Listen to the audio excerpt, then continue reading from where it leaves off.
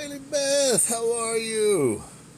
Haley Beth, the first one in. What are you doing, little lady? Good to see you. Good to see you. Hope you are having a good week. Haley Beth, Miss Haley Beth, we'll get you up here in a few minutes. Hey, Manny, how you doing? I haven't been on since last week's show. Oh, thank you, Manny. So I will, let me give it just a minute or two here, Haley, then we'll bring you up here in a few minutes. How you doing, Manny? Good to see you. Good to see you. Haley Beth, have you been working on your diamond dots or on your watercolor paintings? Thank you, Manny. I appreciate that. That's very kind of you. Thank you for the roses. I'm doing really good, Manny. I'm doing really good. I haven't been on live much because I've been doing other things, but I'm doing good. Doing good. We're going to get back into the live rotation here before too long. You've been working on your diamond dot painting? Right on. Right on. Haster, what's going on, man? Good to see you. Hope you are doing well.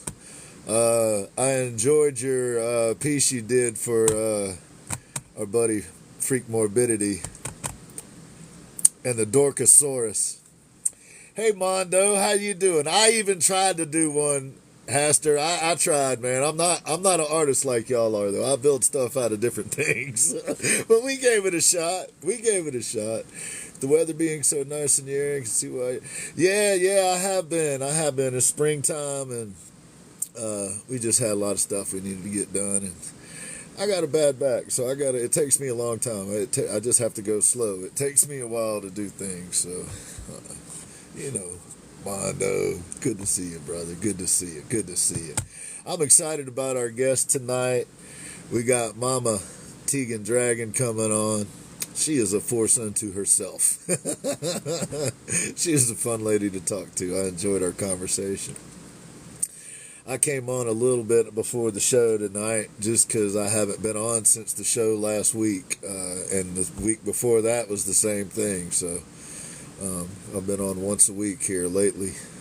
So I figured I'd give it just a minute, make sure everything was working. I plan on getting back to it, but I don't know. I've enjoyed watching some of Mondo's stuff. Mondo, I check you out from the FYP every now and then, man. And it's always, if you get a chance, go watch one of Mondo's lives. If you ever have the opportunity, go check out Mondo's live. If you are watching this later at a later date on another platform, go find Mondo on the platform this was originally made on and check out his stuff. That's awesome. There's one of his pieces right there behind me, as a matter of fact. I love that piece. S.A. Artistries gifted me that piece. Laura, how are you, Laura? Good to see you. Oh, thank you, Laura. Without Laura, I would be lost. That's true. My wife keeps me on track for most of my life, and Laura keeps me on track for Ginn Project-related stuff. I'm very fortunate. Speaking of keeping me on track, there's Ash, man. So, since he is here, I'll be right back. I'm not here. I'm an illusion. How are you guys doing? Welcome in, everybody. We're just getting set up, and Ginn bailed. I don't know why. He just did. He saw me, and he left. I'm like, I'm done. Hey, Laura, how are you doing? Exactly. I have that ability on people. Just kind of, I'm out of here. How you doing, dude? I needed ears, man. My ears were upstairs. Hey, Mondo. Hey, Stitch. Hey, Stitch. What's going on? What's up, dude? How are you? Not much, man. I'm pretty good. How you doing today, dude? I'm doing well, sir. I'm doing well. I keep waking up. I feel like that's a win. That is a win.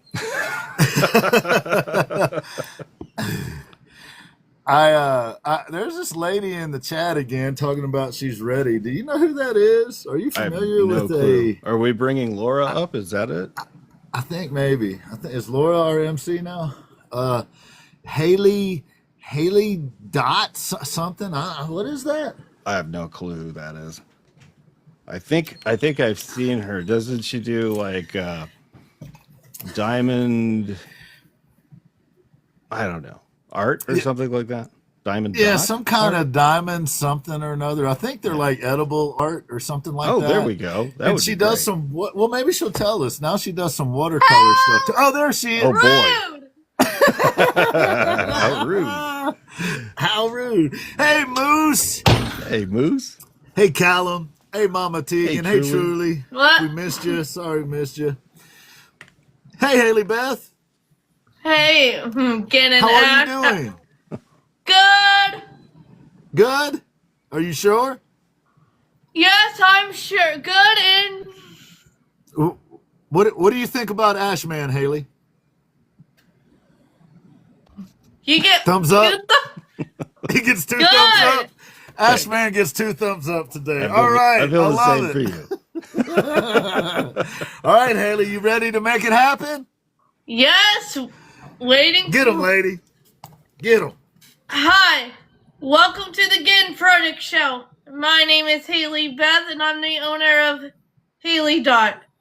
I'm a diamond dot artist. I have a show every Friday night at 6:00 p.m. Eastern Standard Time. Tonight, the featured artist is Mama Tegan Dragon. Let's start the show, Ginn! Nice. Thank you, Haley. Good job. Well done, Haley. Well done. I love it. You've been practicing. She's been practicing. It shows. Man, what you been up to? Not a lot.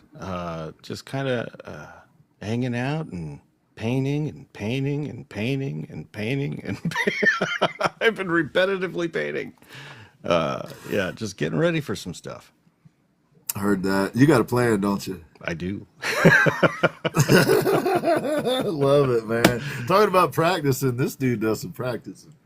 So, yeah, man. I haven't been on since the show last week, and I think it was the same for the week before. I think it's the same for you. You haven't been on much either, have you? Not really, no. Heard that. Well, we are hoping that the pendulum will swing back the other direction here soon. I think it is. I think it is. I look around and the pile of stuff is smaller. I can see over it. Nice. Right now, the back's holding out. We're hanging in there. So That's good. We'll see what happens. That pile of dirt's still huge. It's giants. So, yeah, man. I thought maybe today, in our little portion here that we banter about a little bit, we might talk a little bit about practice, because you know, I don't want to hurt anybody's feelings, but I'm an observer, right? I kind of like just kind of paying attention to patterns, trends, stuff like that. I don't get them all, but hey, Kara. But I look around me and I see people like you and Kira and Laura, and the list goes on and on. Mondo, who we were just talking about a little while ago. And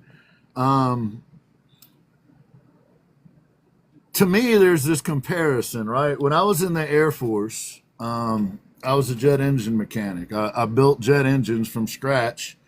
We'd go run them at the test cell, then we'd take them and hang them on a plane. At the time, I was assigned to C-130s. When I got off of active duty, I got cross-trained, and I became a crew chief on fighters. Started out on F-16s, became certified on those. And then a while later, we converted over to A-10s, and I crewed those for a while until I shattered my leg, which was not military related. But I was in the reserves at the time, and I got out because my leg was pointing the wrong way. But one of the commonalities that is so fascinating to me is that when I worked with fighter pilots, they prepared very similarly to how you and Kira and the names that I mentioned earlier prepared. When you would work with the special ops folks, their life was preparation. They practice every scenario every day ad nauseum over and over and over and over again. And I'm a fan of baseball, and I that's my favorite sport. And occasionally I'll watch a baseball game, just kind of relax. I was watching a baseball game yesterday, and they were describing the grip that a pitcher was using on a baseball. And he had spent the entire offseason trying to change the way that he was gripping that ball by a fraction of an inch. But he was trying to be able to do that consistently. And it would change the action on the pitch. So guys that were used to seeing his pitch look one way were now going to have to contend with it looking a little different, which very well might keep him in the big leagues for another few years, right? And that's the difference of millions and millions and millions of dollars.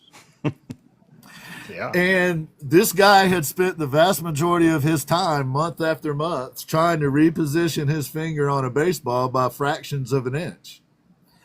And my observation is that there's a subset of people that just simply do not want to practice. That's true. And almost always they ultimately have a ceiling and end up not getting results. And I can understand how in the artist community, it's different. You think about like building planes or baseball or whatever, and sometimes in that context, practice makes sense, right? Yeah. You know, as a kid, you'd hear about other kids going to baseball practice, or you would go to baseball practice or whatever, you know. I mean, it was a common, like, you might play 1 or 2 games a week, but you practiced all the other days, right? Now, in part, that was more child management. But, right, yeah. But even little kids accept the fact that they need to practice to get better. Yeah. Like they show up to practice day after day, you know, because they want to play in the game. Some of them hate practice, but they want to play in the game, so they go to practice. Of course. Others love the whole thing, and it doesn't matter as long as they're playing, you know, they're happy. But even children understand that you've got to practice to get better at what you do. And it's strange to me, every once in a while, I'm not saying this has happened any time recently, but it's strange to me that I run into artists occasionally and they feel like every single piece that they do has to be the next biggest thing that they've done. Oh, yeah. And they don't spend any time like working out the minutia. And then they get frustrated because it doesn't get the results that they want or the response that they want. And it becomes this cycle. They just keep trying to do the next biggest thing, but they never actually kind of perfect the last thing they were trying to do, if that makes any sense. Yeah. I'm not trying to be critical of anyone. I'm not trying to, like, we try to share information on this show that is helpful to folks. We're not here to tear people down. That isn't why we're here. But it is astounding to me the number of people that when you ask them what they do for practice, they don't have a response. And even in the woodworking business, when I used to do a lot of joinery, I would build that particular joint that was going to be in that piece of furniture out of pine or poplar or something softer before I made it out of oak or hickory or walnut or whatever, you know. In some instances, it was because I only had that one piece of wood. And if I messed it up, there was no going. I made that. I'd build it from a tree. So there was no going back to the store to get one. So I might build that joint 2 or 3 times out of softer woods and make sure everything fits right and I understand how to do it before I would do it out of the oak. And there were other woodworkers that were like, man, why you do that? And the funny thing is, they were cabinet makers. They weren't guys doing joinery. No, Right? okay. Yeah. And if you're screwing stuff together, you don't have to practice 3 or 4 times, because if it doesn't go together, you can unscrew it and recut it, right? But if you're not using fasteners and you're doing joinery, you don't have that luxury. You got If the it's one loose, cut. Yeah. yeah, you got one shot at it. So at any rate, that was a lot of talking on my part. Welcome everybody. I'm so glad to see you here. But I'm interested to know, you haven't specifically said anything to me. It's just an observation, because I'm fortunate to get to work with you so much. And you practice a lot, man. And that's one of the reasons that I like working with you, is because I'm the same way. It takes me an excruciatingly long time to get things done. Me too. But they're accurate. Yeah. But go ahead. I'm sorry. Oh, I was just going to say, we're going to be working on guitars, right?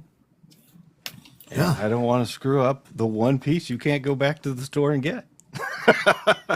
So I am trying on these little poplar or these little basswood boards and doing experiments, because I want to make sure the experiments translate to the actual piece.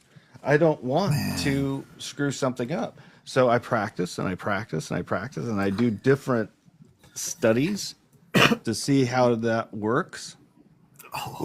This has got a black stain in the background, and it's got shellac over it, and then I painted, and I wanted to see what it's looking like. Was that a light colored piece of basswood that you wiped stain on? Man, that looks so good, dude. That looks, doesn't it? I like the way that looks, man. That looks cool. Hey, the lines in it, are those actually in the wood? Is that grain? Yeah, it's wood burned. I wood burned it, so it's wood burned and then painted. Right on. But Dude, yeah, that looks practice. cool. And I don't have to have an audience to practice. So what I've been doing at night is working. And yeah, I haven't been live, but sometimes you need that quiet, right? To focus and get really into what you're doing. And sometimes you just need to be by yourself doing it. And that's kind of what I needed this week. And it's been helpful. And so, yeah, practice. And I have a pile over here of things that didn't work out. Yeah. And that's fine. That's fine, because it's not the real deal, you know? Man, that guitar. Yeah. You know, that's the other thing that had me thinking about this subject, is this guitar is beautiful. Oh, yeah. This is the one that Samantha the Starving Artist painted. And we've done a lot of homework, a lot of research, a lot of figuring stuff out, which led us to send a bunch of samples to Kira. Kira painted on the samples with some experimental paint that she's got. Mm-hmm. And Ash has been experimenting with the same paint. And then we're going through the process of putting all the different layers on it, because in the guitar world, there is no standard for how there isn't really that many people out there trying to do hand painted art on the guitar itself.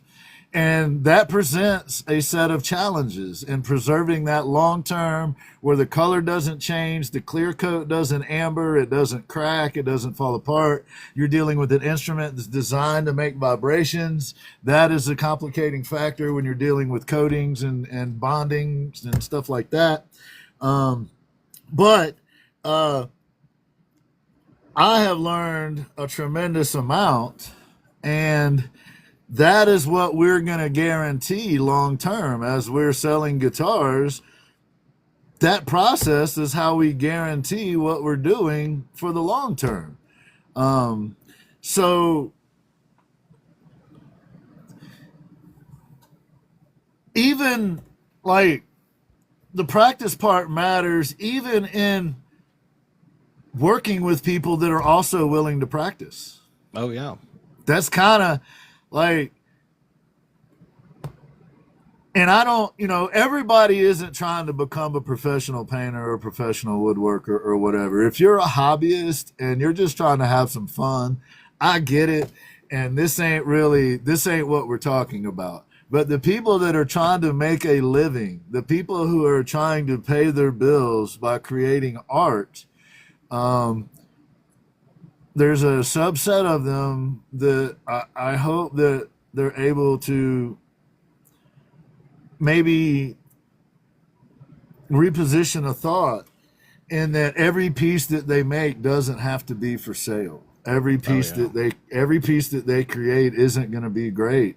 And you've got to allow yourself to make mistakes or you're not going to get better. I think that's just mine.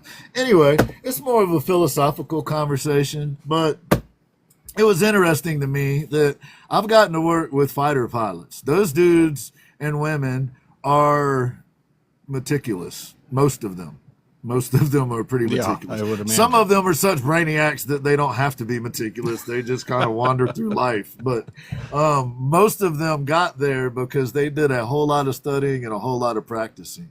And that's the other thing. We would launch and recover jets, and it's not cheap to fly an F-16. I wouldn't. And we do it over and over and over again for the practice, so that if there is ever a time when they were, serious, that they were on their game. Anyway, I'm always amazed at you, man. I'm always amazed. You continuously come up with these new ways to learn things, dude. It's amazing.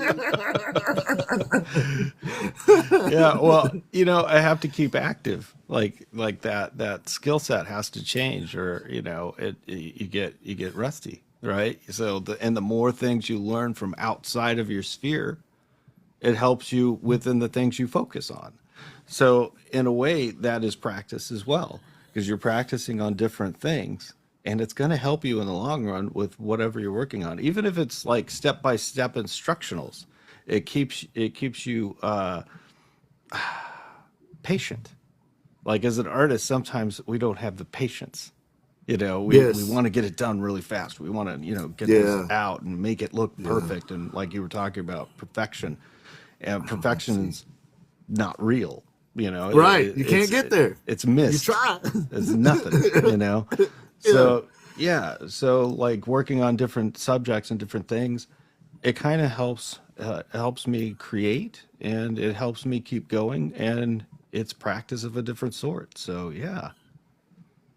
Right on, man. That's interesting. MC makes a good point too. Telecaster bodies have been around for 75 years. We're not reinventing the wheel, but one of the problems that has existed in the guitar world for a long time is that ability to do that hand-painted thing, because of some of the things that I mentioned earlier and the limitations of different types of coatings and chemistry and all the stuff that Kira understands and I don't. You probably do too, but I don't. But it's, MC, I spent how many hours on that one guitar because I was trying to leave that little extra piece just to try and see, what it would be like. And MC comes strolling through and it's like, yeah, you're going to feel that, and ultimately he was right, but it was worth trying because now I know it's in my brain. I understand like that system, you might say, in that little area of the guitar and that interface, what it feels like, what it needs to feel like, where there's room to wiggle and where there's not. And ultimately that will pay off every time I make one from now on. So that little bit of information, that little bit of knowledge will inform everything that I do from then on. And I think that's the other thing that gets missed about practice. However much time you put in, it pays off multiple times over the long run. Practice is a long-term strategy. Yeah, and you just mentioned something very important. Listen to somebody who knows a little more than you do about something. you know, Yes. and MC is incorporate in their that category. knowledge. Yeah, exactly. Exactly. That's what I was going to get to, MC, is he came through and he was talking about reversing the control plate. And I was like, really? And he's like, yeah, because of the style he plays with, he hits the control, the three-way switch all the time. And I was like, really? And I picked up my telly afterwards and I was playing kind of rough with it and I went, yep, there it is. So You hit that next, three-way switch? Is that what yeah, you're the talking about? Oh, next man. time I'm gonna flip it around, reverse it, just to have one that's reversed. A So little yeah, bit out of the way. yeah, Yeah, man. exactly. Philly Art Dad is in here. That's another dude that practices. You know what I mean? He's talked Oh about yeah, it before. Um, um, but yeah, that's a good point, man. MC, I knew that MC was a lifelong musician. Like he made a living playing music and doing oh his yeah, thing. So, I've had guys come in the chat and go, "Oh, why aren't you using a router?" Well, I don't pay much attention to them. When yeah. MC No, comes in, I hear what he has to say. yeah. You know what I mean? The man knows what he's talking about. If I need to know Um, about finishing and joinery and stuff, I'll listen to you. Like what have you been using? What are you doing? Because right. I don't know as much as you do, and that's what you do. You open your ears and listen to people that have more skill. And that'll help you go further. That's been a fun part of this journey on this platform for me, man. Is I never expected to end up in all the collaborations. I was going to make some content and go on about my life, but getting to work with folks that are so dedicated and disciplined. It's Yeah. like you guys, you and Laura and Kira and Rachel. Y'all show up every Monday, 9 o'clock at night, whether you need to or not, for the production meeting for this show. And we talk about the conversation that I had earlier in the day with the guest that was going to be on. We talk about a few other things that we might want to introduce or make sure we shout out or whatever. And we mention Eve's Dr. Lingus at least 3 times At so that he least. appears behind us.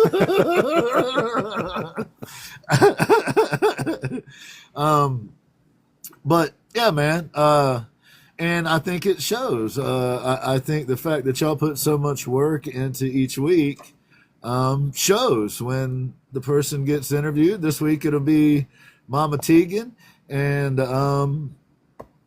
hopefully we get to see the best of Mama Tegan today. Oh yeah. And learn a little bit about her and what she's all about and her art. And that takes us to the next kind of thing is she has quite a community, man. Like She like does. Yeah. she has what's the word I want to use? She has cultivated, because it takes effort, it takes time, and it takes thought. She has cultivated a community that some of them they take that mama part seriously. And the way that she is kind and thoughtful is really special. I dig that. But she also, the thing I appreciate more than that, she has boundaries. Boundaries are good. And I've seen people push up against her boundaries, and she's like, "Nope, we're not going to do that here." Good. And I can appreciate that, Oh because yeah. that's another thing that came with practice, right? I learned that everybody's lives are different, and everybody's trying to do something slightly different. Some people are trying to do things dramatically different, but you and I have meetings, and when I'm in your lives, I do things the way you like them done, and which isn't that much different. It's just it allows you your vibe. Yeah. And then when you're in one of my lives, it's more my vibe. And part of that is y'all are considerate because you don't want me to cut digits off when I'm using, Yeah, power that would be tools and bad. stuff. Yeah, that wouldn't be what we're looking for. It's funny you talk about boundaries though. When I didn't used to do a lot of lives, right? But I started doing them more often and had people up more often. When I first started, it was like letting people up that I don't really let up normally. Me too. And I you used were to. in there, and somebody came up and they started talking about a thing that we're not supposed to talk about on here. And I was like, what do I do? What do I do? And you were like, now, so and so, you're not supposed to talk about that stuff, and you really shouldn't do that on Ashman's Live and blah blah blah. And I was like, that's what I need to start doing. Boundaries. You have to start doing that sort of thing. And at first it's uncomfortable, right? Because you don't want to, upset anybody. You don't want to do this and that. But you have your own boundaries you need to stick to so that you protect yourself. Because ultimately, that's what you should do. You should be watching out for yourself as well. So, yeah. And that comes with practice too, and that is aligned with the lives. That thought process to me was more, with the lives and the practice that it takes to get better at doing lives. I see people on that have been on longer than I have. I've only been on a couple of years, but the show has the basic fundamentals of the show are the same, but the way we do the show, the way we produce the show has developed over those couple of years. And I see people on that are doing the exact same thing that they were doing 2 or 3 years ago. Oh, yeah. And they are getting the exact same results, and they're frustrated, and they don't understand why. But they haven't changed anything. Yeah. Substantive. They changed the background, or they changed whatever, but they haven't changed anything about the product they're producing as a live, if that makes sense. It does. So you can get stagnant, I think. You know what I mean? And it seems like in the art world is particularly insidious because it's so individualized. Oh, yeah. Because then what you hear someone say, is, that's just my style. And you've mentioned this before. Yeah, You've mentioned that this bugs before. the hell out of me and when you said that to me, it hit me right in the chest because I've had people tell me that, and I didn't respond. I didn't say anything. But you hit the nail on the head with the idea you got to know something to have a style. Yeah, you do. Like literally to develop a style, you got to know some things. Even if it's accidental. But so yeah, man. When you said that, it was like, ugh. I was like, yep, that dude knows what's up. You know who else? You know who else knows what's up? Look what I got. Oh, Look man. what I got. And you guys should go get some too. Oh, man. I like it. It's beautiful. I would put it on, but I can't go over my headset. When you had it on, you look, I'm behind an 18-wheeler. Like my uncle. My uncle with the big trucker hat. Uncle. Yeah. Yes. You look like a baseball player when you had it on yesterday, man. It looked like you was about to go in at third. Put him in, coach. He's ready. So please, guys, don't be afraid to practice. Every piece of art that you do doesn't have to be better than the last. Some of them should be worse. Some of them, if you're trying new things and experimenting on new things, they shouldn't be that good, but that's how you learn. That's how you figure it out. And figuring it out matters. Going through that process. Just going through the process of experimenting, trying to figure something out, betters you on more than one level. It also trains your brain to critically think better. Yeah. It rewires the brain. Yeah, exactly. So give it some consideration, give it some thought. If you haven't been putting in any time to practice, give it some thought. Just consider it. Hey, am I doing all the things that I can do? If I'm serious about this and I want to make a living at this, am I doing all of the little things that I can do to get better? Because I can assure you there are people like Ashman out there that are. Every day that dude is grinding, trying to get better. And it shows. You've been doing it for, 30 years, something, 20-something years? 30, maybe almost 40. I didn't want to give too big a number, man. You saw me hesitate. I was like, hey, 10,000 years ago. Jerry's a good example. Jerry figured out how to do a whole art form from a hotel room, man. That took some practice. Oh, yeah. Right? No, he had to figure that out. He's amazing. He's come a long way in just a couple months. Just astonishing. And that's because he's putting the time in. Well, speaking of coming a long ways in a short period of time, Mama Tegan Dragon, who is coming on tonight, fits that description. It was recently. I mean, we're talking about February 6th of 2026. She was in one of your lives, Ash Man. And she started drawing what was on the floor in the basement she's in. You know, it had concrete floor, old house, had, you know, the different shapes and drops of paint and stickers or whatever on there. But that was February of this year. This is April, if I'm not mistaken. Yes. So that was 2 months ago. That was 2 months ago. No. So I already don't like her. I don't know why we're having her on. I'm just teasing. Yo, hey, all my Tegan people, I'm just teasing. I'm just kidding. Please direct all your hate mail to Ashman.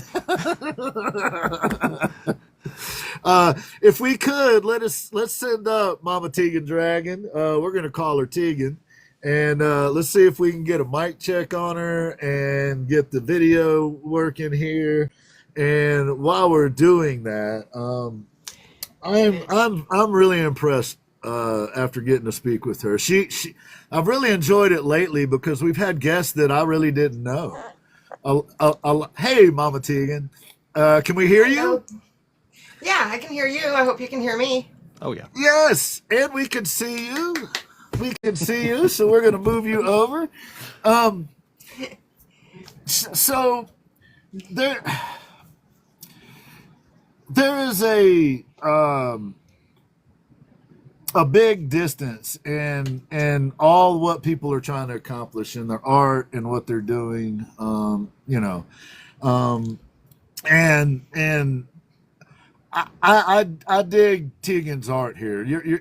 Her art is wonderful, and I'm gonna have a little fun with her today, as you know, most likely because she started out with pores and that kind of thing, and that would be considered abstract art. And me and Ash go back and forth constantly about abstract art, and I tell him how much I hate it, and he tells me how great it is. Well, wait until the end. You're gonna change your mind on it at the end. But no, there's a piece behind me that is abstract art mixed with what my favorite artist does, and it's one of my favorite pieces, which is Samantha the Starving Artist. She did that with bubbles, literally bubbles, blowing bubbles with the paint and stuff. So there's a little more to it than, we don't always argue the positions that we full-heartedly believe. Sometimes we argue the positions to argue the position. Yes. Spirited debate. Spirited debate, you might say. But so your art is wonderful, and we're going to get to see that, and we're going to talk about that. But the part to me that is, I don't want to say it's more important in the long term, but the community that you have managed to cultivate.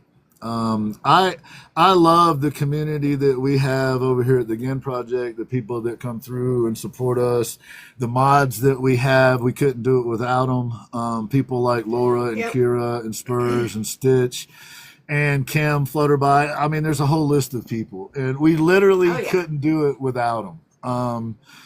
It's a huge team effort, and I get the sense, I've watched you from the FYP a bit, and you have a community of folks over there that absolutely adore you. And like I mentioned earlier, one of the things that I like the most about that, maybe it's the teacher in me, is the fact that you will enforce your boundaries. Yes. And the way that you do it is firm, but it's kind. It's with humility. It allows them to keep their dignity. You don't try to embarrass anybody or anything like that. But you do have a certain decorum, a certain amount of respect people are going to treat each other with. And Yes. I really admire that. I just wanted to say that publicly to you. I really thank you. admire that because that isn't something that's easy. That takes a lot of mental energy. Doing lives does. takes mental energy. Yes. And to go the extra mile and to do it in such a positive and kind way. And it's reflected in the following that you have. It really is. And I think that is important. Globally, like as human beings, as you know, survival as a species, I Yeah. believe is dependent upon us figuring out ways to instead of hurting each other, to try to help each other out. And even when we may not get along, that don't mean we have to be hateful to each other, right? We don't, Exactly. you know what I mean? Exactly. Just leave each Exactly. other alone. Just mind your own business. Yep. It'll be fine. Yep. You know? Yeah, And it pretty seems much. like that. And it seems like that's kind of the strategy that you have. So to start out, Yep. I just wanted to give you a compliment there before I tear down your artwork like I do. No, I'm teasing. I'm teasing. I know. Oh, you're good. You're good. Break out the monocles and the. Yes, yes. Before we, how are you today, Tegan? I am doing fantabulous. How are you? I am lovely. If you'd like, go ahead and That's shout good. out. I see you got some of your folks in here. Please go ahead and say hi to them. Hi, DW. Hi, Callum. Hi, Guardian. Hi, Jordan. And hi, Desi. And everybody else. And hi, Haley. And Storm. So, a lot of people don't. It's like, yeah, hey, Duck Duck. It's like we're more than just a community. We're a family. I mean, we hang out every day. We talk. We help each other through things. We help each other. You know, like if somebody's having a bad day, we're like, okay, well, let me call you on this other app, or do you need to come up in a box and talk about it? You know, depending on what it is, depends on which way it goes. You know, because if it's something personal, yeah, that goes over there. You know, if it's drama related, it goes over there. But if it's something that a bunch of us can help with, then yeah, we talk about it on the lives. That's a great way to divide it. If it's drama, it goes over there. Mhm. That's It goes over there. So smart. Yeah. Yeah. Yeah. I don't. It's like I know that this group has drama, and that group has drama, and that agency has drama, and this group is having an issue with that group. I'm like, okay, I want to know that there's issues so that I can stay away until it's resolved. Right. But it's, you know, in our conversation, one of the things that was so endearing to me about you is I was alluding to it earlier. Ash and Kara and Laura and Rachel really do put a lot of time and effort in to pull this show off once a week. They put several hours out of their week every week, and they've been doing it for a long time now. And they don't have to. And they do amazing.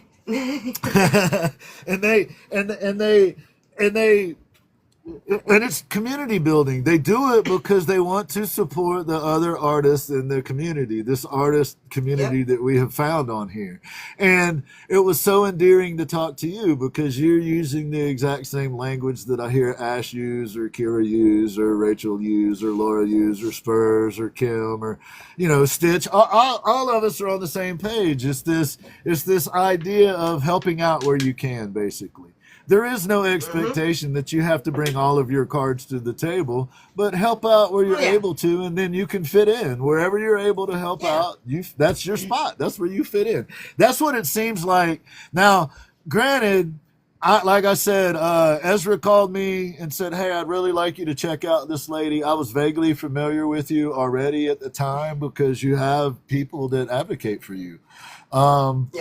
And so I didn't have a lot of time to like dig into things. So I just started when I saw you at on, I would just put it on the FYP, and while I was working or doing something, I would listen to y'all. And you know what I never heard you do, not once, and I love this about you, and maybe somebody will prove it. I never heard you publicly criticize another person. I never heard you use your platform to publicly criticize an individual by name. I never heard you do that one time. Nope. Now, I might say, somebody or some people or something like that and make it vague and generic, but I don't go into details. I'm not going to say, well, Ash, you did this, so blah, blah, blah. I No, I probably don't do did, it like though. that. Yeah, you probably did. Yeah, you probably did. But I wanted to compliment you on that as well. That all the times that I Thank just you. FYP'd and listened in, you didn't even know that I was listening, and there was never a time that you were ever hateful to anybody or called anybody out. You made some points about people respecting boundaries, but you never called people out individually by name. And the counter to that is I've had people do it to me. I've seen people make content specifically. I've had people come in my lives and record my lives trying to get me to say something because they were mad at me or whatever, Yeah, that has happened to me before as well, and I have been on the side where I did the recording as well. Now, heard that. yeah, it's deleted, because it's not necessary, but I had it in case. Right. Okay, Well, nothing came of it. Okay, I need space on my phone. Pff, go away. that's the next step though. So it's funny because this is changing gears, but artists now are having to kind of record as they make their artwork, so that they can get in galleries, because there are galleries, for example, that won't accept anything that has anything to do with AI or whatever, for example. So if it was used in any part of the process, blah, blah, blah. So like Kira has to record her paintings as she creates them, because she is one of the original artists that AI scrubbed. So some of the stuff actually looks like her art because she is one of the original artists whose artwork was stolen by AI. She actually works with us here at the Ginn Project. I know she works here. Well, not works, but she helps. She works on the show, But so the idea that now well, it's a tool. There are purposes for it as well. Yeah. That's not an issue. Yeah, there are I purposes just use for AI it as as well. I've got the ideas and the thoughts in my head, and I'll type it into the AI so I can see it, and then I can draw it. Yes. But it's still completely me. Yeah, no. But the interesting thing to me is now the lives are starting to become a way to do that, to show that this piece is being created live and in person, right? And you are creating the spaces to make that possible. That's where I was going with all of that story. Is that it's becoming more and more necessary for artists to prove that they actually did their own work, right? And social media is a way to make that happen. So having people like you that are thinking in terms of creating spaces where people can be comfortable and can have open exchanges and can talk about their art and figure out things, that is the perfect environment, right? Because everything is so dynamic. Technology is changing so fast. If we don't communicate, if we don't act like a community, if we don't act like a team, then it's going to pass us all by. Exactly. Is my view on it. So I just wanted to compliment you first and foremost on the space that you create, because I believe that is necessary, and I think that you create a genuine and sincere space that people feel welcomed in, and that is indicated by the people in the chat here supporting you tonight. So thank you for doing that. And I believe that it's going to be more important every year that goes by to have people like you creating those spaces on these platforms, because these platforms are how commerce is going to be done in the future to a large degree. And right now you have a voice, and you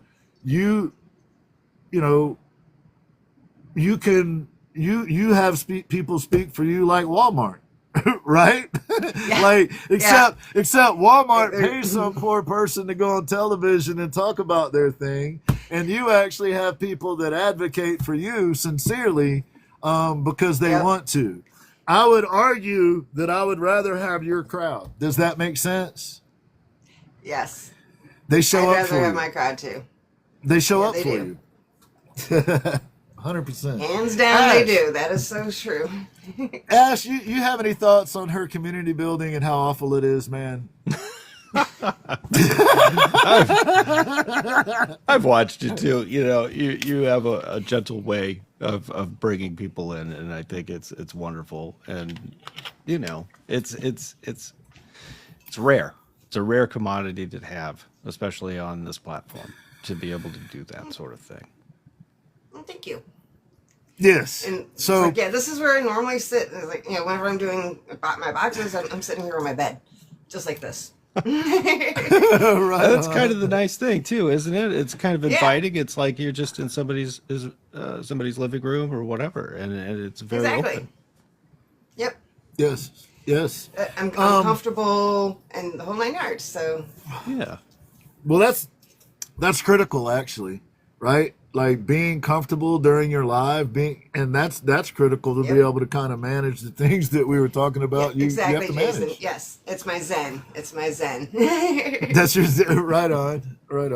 So I just wanted to start out. I wanted to give credit where credit was due, and your community building is to be commended. It really is, because, and I mean it when I say it, that I think it's necessary for our future. I mean, I really think that creating spaces where people can get off work or work on something or just get away, because all you got to do is turn on any kind of media and you can get all the negative that you want. Like, it's out there. Exactly. You can you can find it. You can find it. So having you so considerately creating spaces, my hat's off to you. I just wanted to pay proper respects to the efforts you put there. Now let's get to your artwork that I just absolutely, I still like it. I still like it. I still like it, Tegan. I still like it. But let's start at the beginning. You were born. You're in Missouri. You're in Missouri. Yep. That's St. where you were Louis. born. I have Born flown and raised over here that in St. arch one Louis. time. You were what? Say that again. I've been up in the arch. Oh, nice. Right on. Right on. Never again. I've heard that. I've Never heard that again. before. It's You go up in enclosed, it, yeah. It's like you're in this little thing, and it just goes like this, going up the sides of the arch, and I'm like, nope, no more, nope, never again. It's awesome. I don't blame you. Once. I don't blame you. Heard that. Heard that. So you are married. You've been married for 21 years. Yep. We're going to It'll talk be 21 about your years husband. on April 30th. April 30th. We're We're gonna going to talk 21 years. Nice. Yes, ma'am. We're going to talk about him some Hi, Taurus. tonight as well. And your youngest son is 18, to give people context. Now, let's start out and let the people know what's going on with your hubby. I know that's a heavy situation, and it's, we here at the Ginn Project have dealt with this subject quite a bit. Given the co-host that started this show with me and his journey with cancer. So he's right now, I think, just finished up some treatments. So please tell us what's going on with your husband, Tegan. July 24th last year, he was diagnosed with stage 4 metastatic colon cancer. It's obviously in his colon, his liver, in his lungs, and his kidney. Hey, Sonny. But come to find out, the kidney is a different cancer. So the chemo has not been getting rid of that. So that's going to be a different set of stuff. And but he's going to be having surgery next month to have it removed from his colon. And then we're going to start talking about the kidney stuff. How have the treatments gone so far? They've gone really good. I mean, he's not lost his hair. He's not lost his appetite or his weight, but he has gotten, he is, weaker. He's like almost fallen down the stairs a couple times, almost fallen up the stairs a couple times. Yeah. He'd be in the kitchen making dinner and be like, get me a chair, I'm about to fall. So I was like, we have to hurry up and get him, bring a chair over because he's just about to just collapse. And so, yeah, it's been hard. And so because we knew that he was going to be getting the weakness, so we went ahead and moved his room upstairs. So his bedroom's upstairs, mine's still downstairs. But that way he doesn't have to do the stairs. Gotcha. And I don't have to deal with his snoring in the CPAP machine anymore. So he's on the ground it's a floor win-win. then. So he's on the ground floor where he's you on the can main go in floor, and yeah. out easily. I got you. That makes sense. Yeah. That makes sense. Yep. Well, so But it's we got a a lot. long road ahead of us still. It's a lot to go through, and it makes it even more amazing that you're able to knit this community together that you have with all that you have going on. That's a lot. That is a lot to carry. Yeah. That is no small thing. Yeah, they have helped me a lot because I'll be like, I'm having a bad day, and I'll come on and I'll be like, this is what's going on. And they'll be like, okay, well, talk some more about it and get it out of your system. And just getting it out of the system and just saying it helps.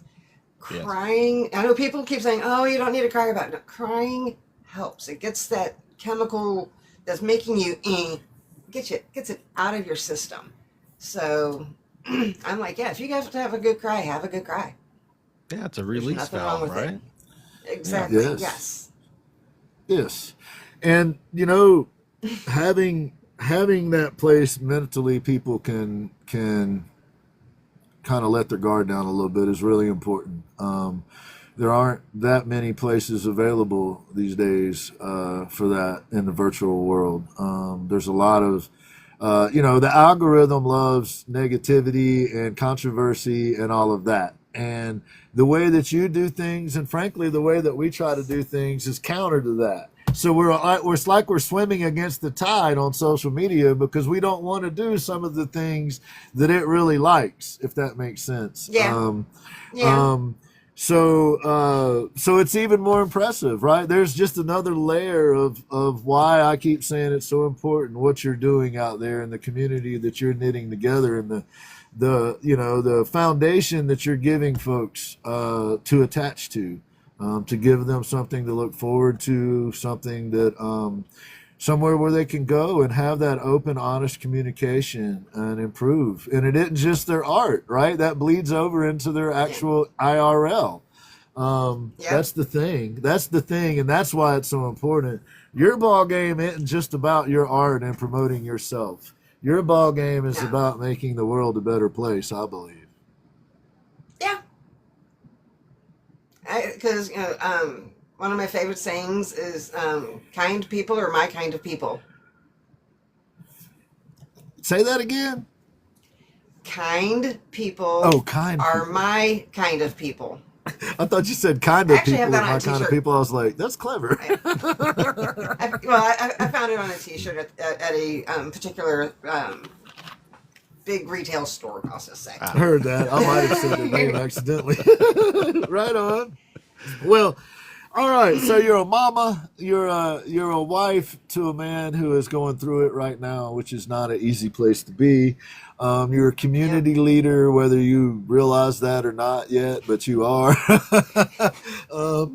You've taken on that role for sure. But as you started out watching some YouTube videos. So take us. We talked about some of your life, and we talked about like the impact that you have on the people around you, which is amazing. Let's talk about you a little bit now and your artwork and that journey. You started watching YouTube videos. Yep, 2014. I started watching paint videos on YouTube because I wanted something to do, and I don't know why, but I started watching videos, and I was watching different kinds, and I realized I really like the acrylic pours, so I started just really watching those over and over, and I because of that, I could learned how to do the chain pours. I've learned different. I don't know what their names are, but Could you tell the folks make different what effects. A chain pour is? Could you tell the folks what a chain pour is? Yeah, because they might be like me and don't know. Okay, but a chain pour is like where you take a chain or yarn or something like that, and you put the paint where you like on the side, and you just dip it into the paint. Then you lay it on the canvas, and then you pull it, and it leaves the paint on the canvas. Right on. Okay, I gotcha. So yeah. So you started out doing that. Mm-hmm. And I started out doing that, and then I did a lot of paint pours. Then I started doing more with like tracing and then painting that in. And now I'm drawing off of just looking at a reference picture. That's Nice. so I'm completely self-taught. You started out doing paint pours, unless I'm messing up the sequencing here. And at the time you were working, is it okay to say where you were working? Yeah, I was working at a gas station. You were working, at a public. I didn't want to give away any, it might make it where people could find you. So I wanted to be careful. Okay. It's a gas station.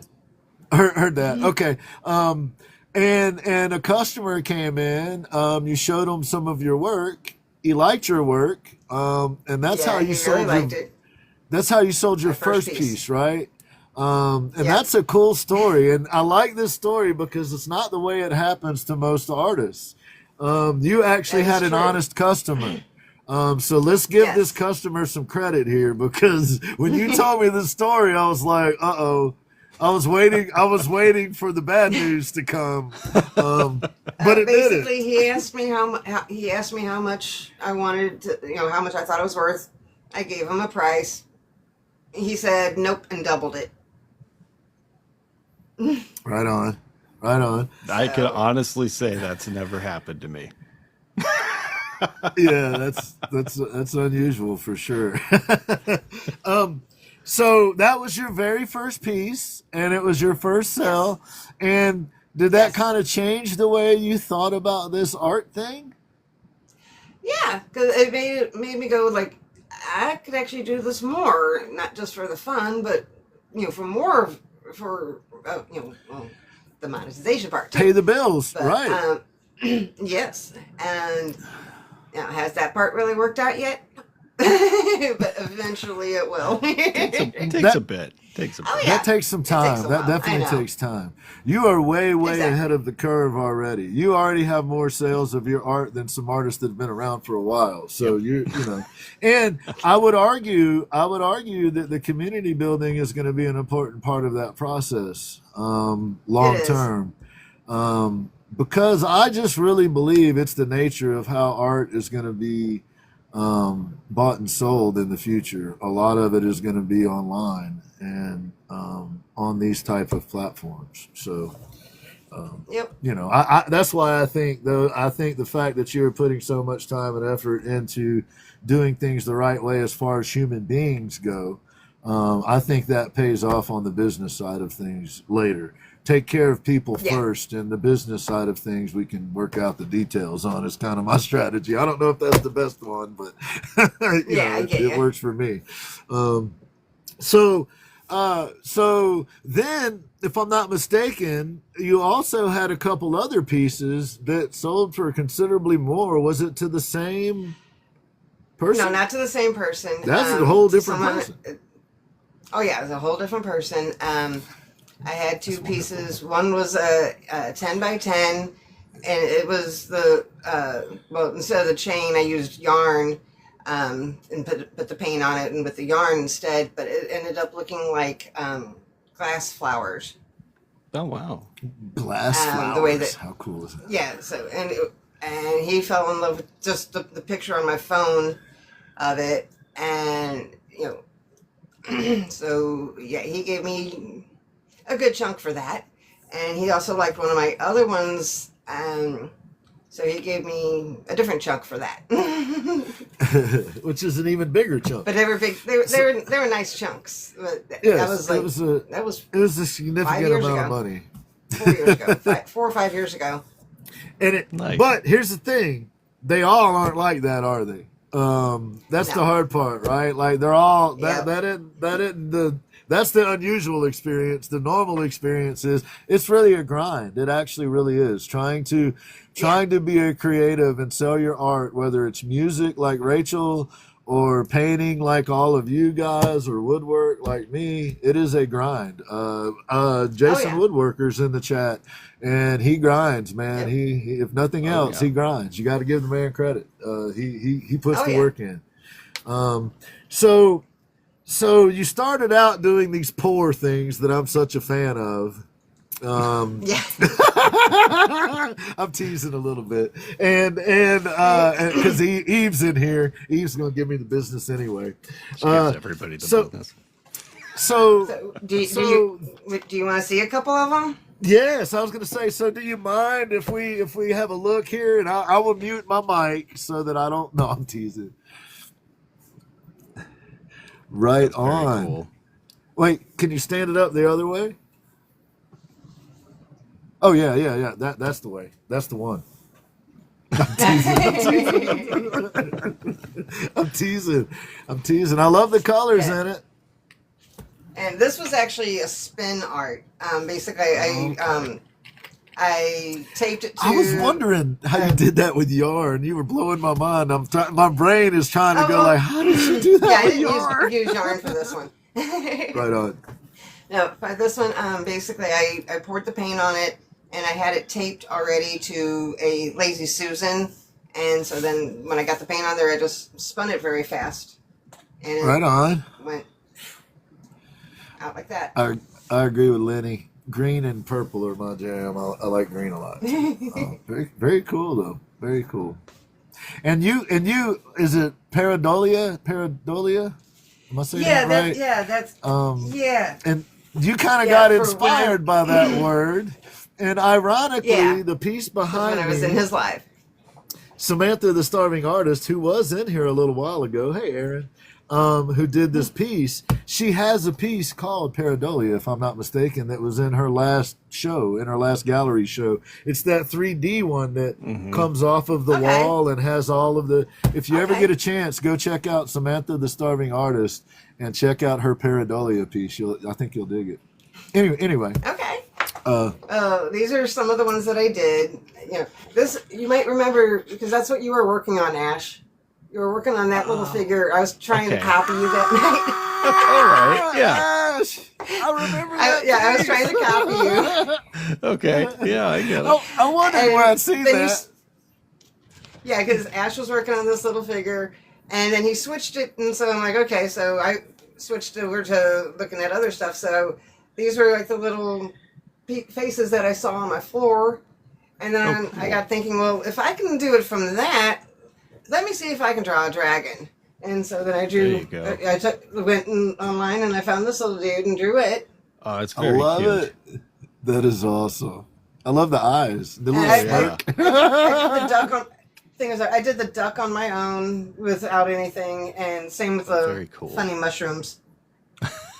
Very cool. I love it. I love it. That is great. That was my. So first, was that the February 6th date? Yes. Yes, this February 6th of 2026, that piece was done, and she was hanging out in Ashman's live. Yes. I knew he was a bad influence. I knew it. I knew he was a bad influence. Of course.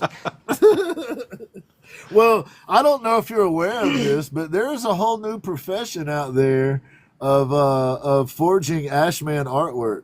I have forged multiple pieces of Ashman artwork. There's a piece that I forged right there. So welcome to the very, very small club of people who have forged Ashman artwork. Yep. I absolutely love it. But there's another example of where your community influenced you. You influenced the community, but there's an example of where your community kind of influenced you to an extent. I love it. It's beautiful. And the fact that I've been following so many of the artists in here for years, and getting ideas from you all, and like, does this color look good with that color? Okay, go look at this person's page. Okay, oh, they did. Okay, yeah, it does look at So I've been using all of you guys for my inspiration, and now thank you. Yeah. Now I'm up here with you guys. The amazing thing is that because of the nature of the way that you do things, in y'all's group, y'all almost workshop ideas and concepts. So you're all just going to keep getting better and better because you're driving each other, you're pushing each other, and there's another commonality, right? I watched Ashman start doing wood burning because he saw something Severed did, if I'm not mistaken. Yep. And then Eve decided that she was. You're one of them, Eve. Oh, Eve was.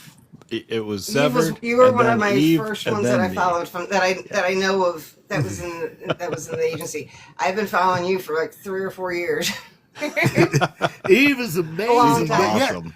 Yeah. Eve actually started wood burning, and then Ash started wood burning, and it was all started by Severed, who they call Yam, Severed Art, who is amazing in her own right, and then Severed started doing some of the styles and techniques that Eve and Ash were doing, and like they just keep pushing each other's to another level, and then Kira and Laura get in the mix, and they bring that book knowledge and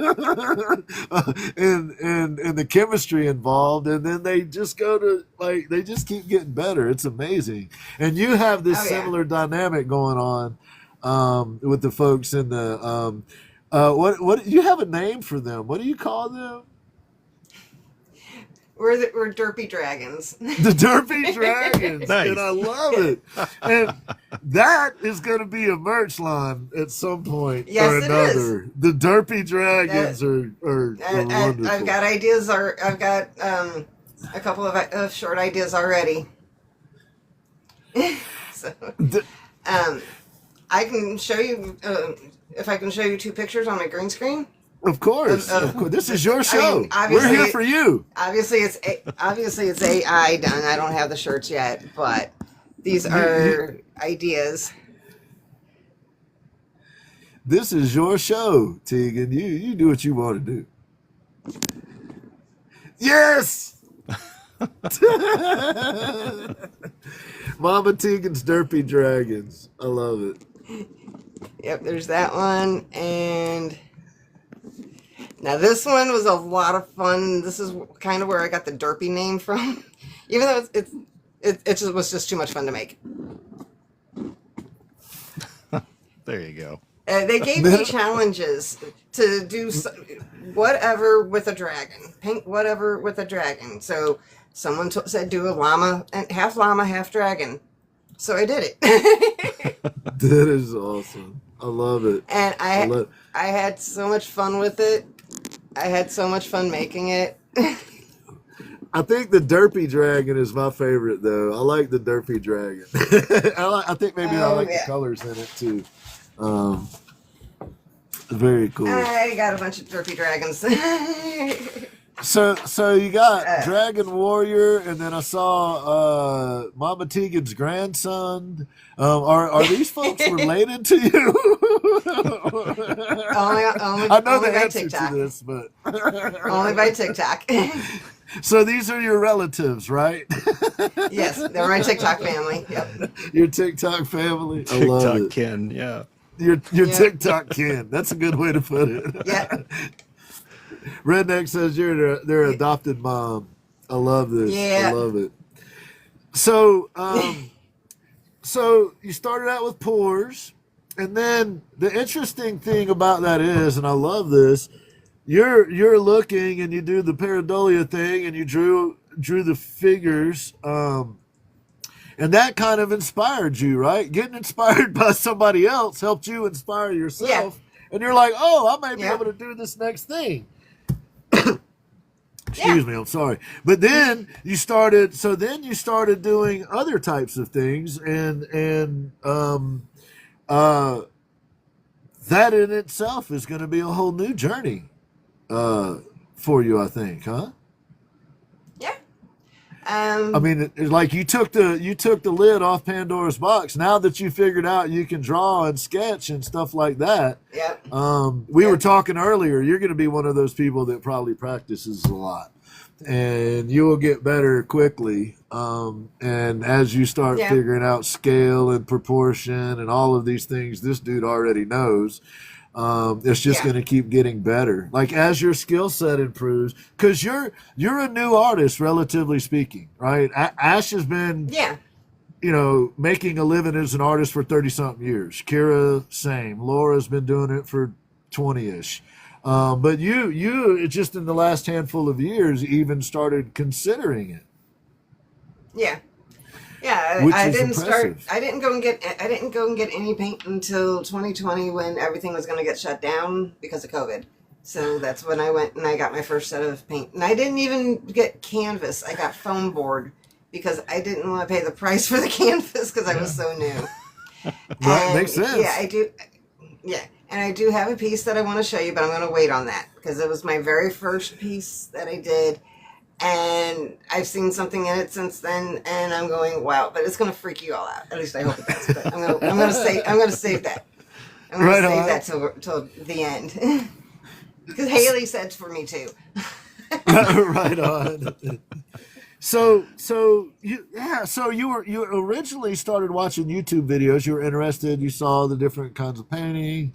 You did some pours and you did like the chain type stuff. And then you're in Ash's live a couple months ago, and you start sketching and drawing and kind of figuring that side of it out. And it's almost like that unlocked another part of your brain.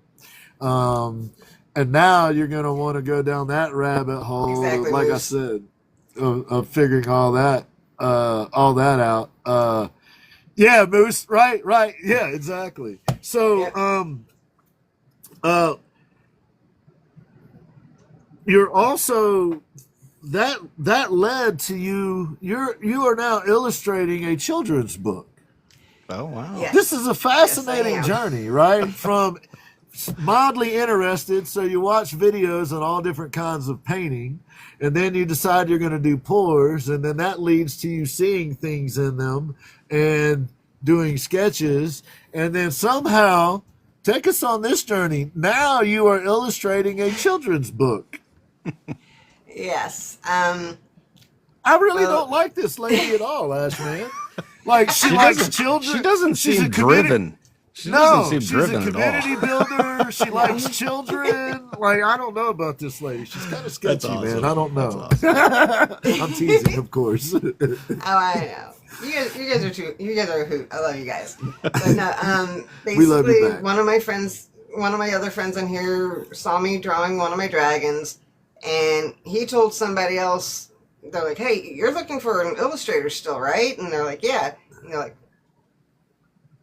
"Okay, go check her out," because she had an illustrator, but they weren't able to. They had to stop 2 years ago for whatever their reason was. And so she's been looking for an illustrator for 2 years. And then she came into mine and my live, saw how I was doing it, and we got to talking. And so, yeah, I'm illustrating her book now. Oh, that's awesome. That is And- awesome. I've got some pieces of it. I tried to have everything ready, and now there it is. So, Is that? she's a... I love it. Is that Stitch on your shirt? Yes. Haley loves Stitch. It just dawned on me who that was. I'm sorry. I'm sorry, squirrel. It's okay. You were serious when you said Haley. Right on. Yep. And then she does a lot of finger painting. Oh, cool. It's adorable. And no, I'm not showing you all the pictures, but this was a sketch that I had done of it, but she told me to make some changes. I'm like, okay. So I'm making changes. Right on. And yeah, now that I've got I've got her outfit and hair and everything right, I use a light board, and I just trace it. I put the light board and then the paper and trace. That way I keep the consistency of it. Right on. Accuracy. So- Yeah, it helps you be accurate. Yes. You use a tool. Exactly. You use a tool to stay accurate. I can't imagine anybody doing that. That's just crazy. That just don't Of make course any not, sense. no. Using a tool Yeah, to be What is accurate. that thing? This is a Yeah, I tool don't so know. that I can be accurate. I still measure things by rods and hands. Yeah, right. It's 4 hands and half a foot. Well, something else that I like to do with the community, with my family that I need to start doing again. We would get together and I would have an art piece and I'd be like, all right, you pick the color. Okay, now you pick the next color for in the different sections, and they turn out amazing.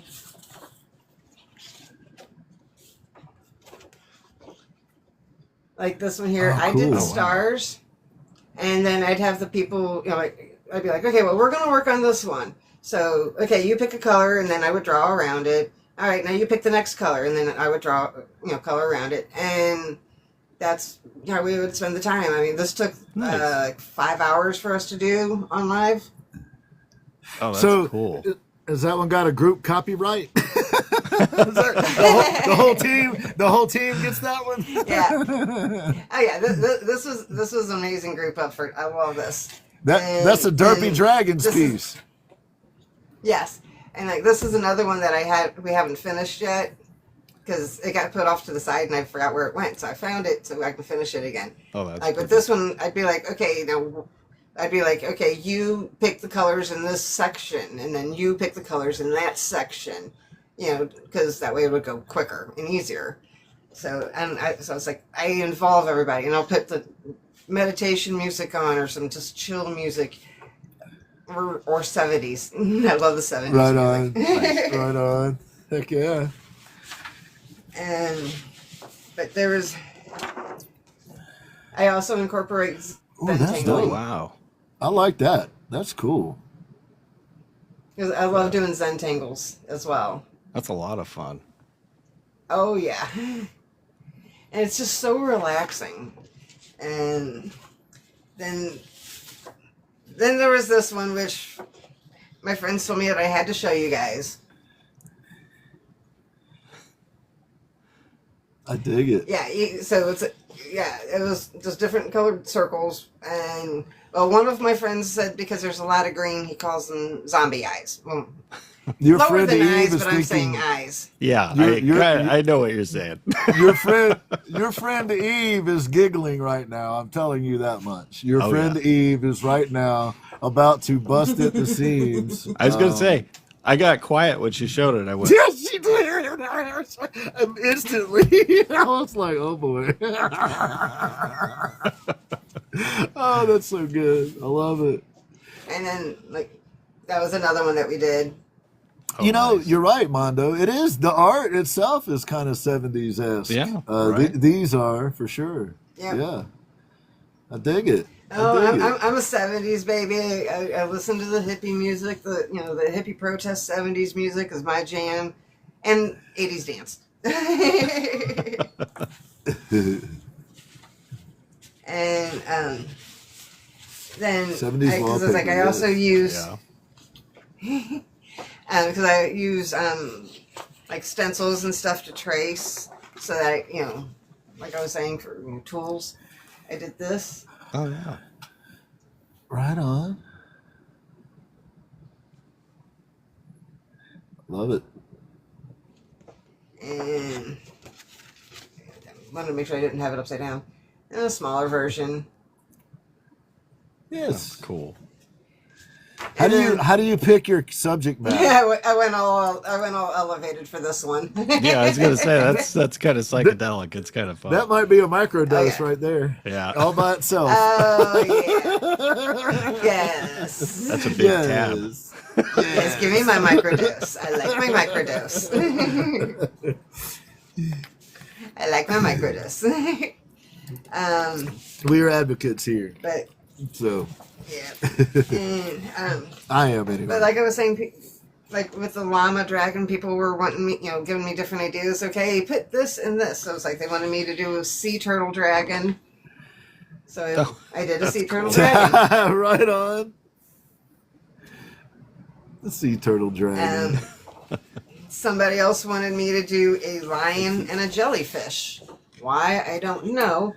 But A jelly I did. lion. So I did a lion and a lion jellyfish. That's awesome. That's awesome. um, Hey, Spurs. and one of my favorites, somebody said that they wanted me to do a Highland cow dragon. Yes, redneck, I just called you out. Oh, check it out. That's awesome. Highland So I did a cow Highland cow dragon. dragon. Has to have Yep. beefy wings to fly. Ash, man. And like someone said to do a turtle in a tutu. Nice. So I did a turtle in a tutu. Love it. Yes, GW, It's that one's adorable. calling you out. And then when I was microdosing, I had some fun and drew that. Very cool. I dig it. I like that one. That's one of my favorite ones right there, actually. Mushrooms people coming want out of this the as a eyes. That's Yeah. makes a lot of sense. Yeah. And then I just got my line of derps. Your derps? I like the derps, My man. derps.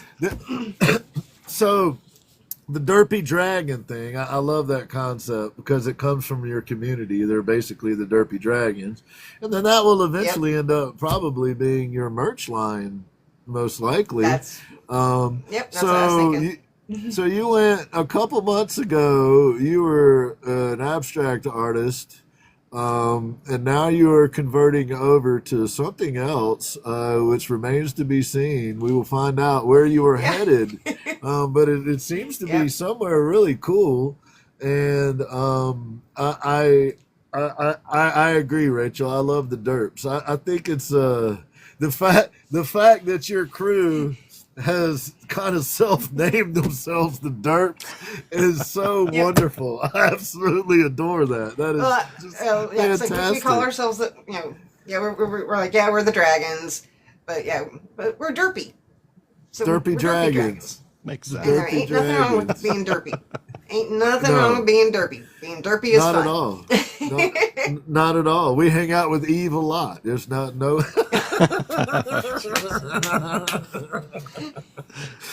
I got to be careful now. She's an Arizonian, and they do things different out there. Yeah.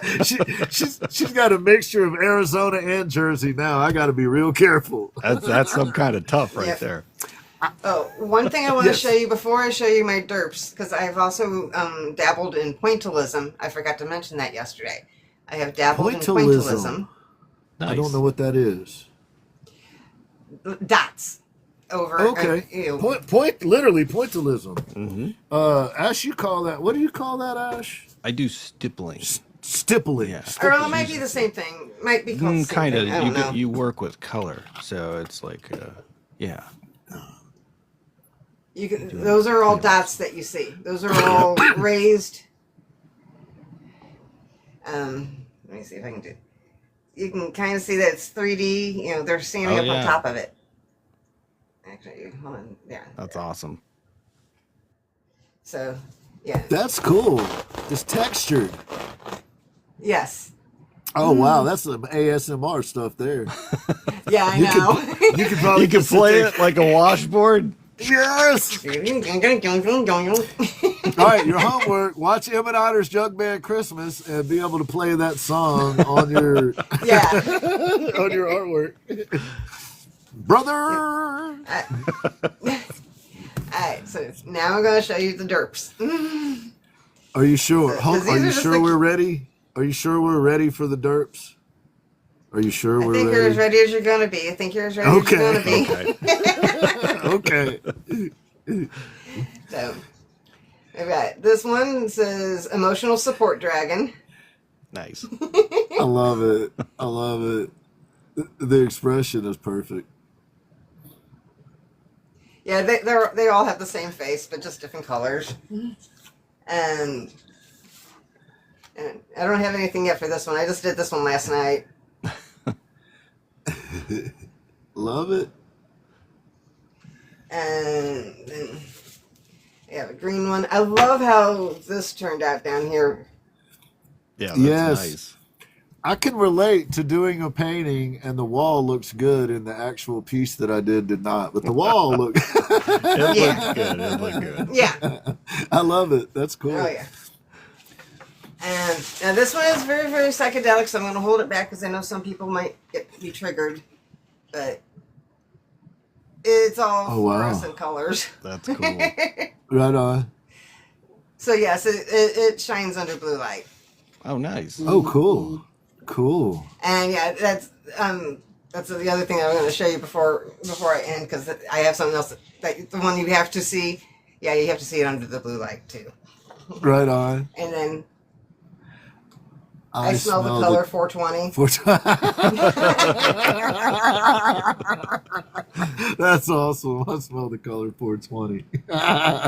Yep. AI really said like the creator is discussing their art, including the Derpy Dragon series. I love it. AI got it right this There you time. go. He It got got it one right. Yes. It got one right. You know, I am always taking screenshots of the AI, especially when it says something, mentions the Derpy Dragons in it. I'm It always is taking a some funny screenshot stuff of it. sometimes. It's I hilarious. know. I love it. Did Haley Beth ask you your favorite color this week by chance? I told her last week, so she already knows. She knows? Nice. Good. Okay. Yes, Just she making knows. sure. Just making sure we Yes. had that crucial piece of information. Yep. Well, tell us And this. I know, Are you taking on commissions? Are you tackling that yet? Or I entertaining the idea. okay.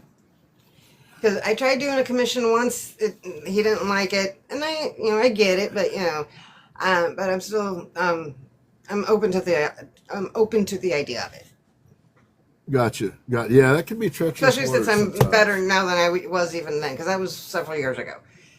Right on. So All right. Well, if someone wanted to purchase a piece of your art, or in the future some merch or something that you have available, how would they get in touch with you?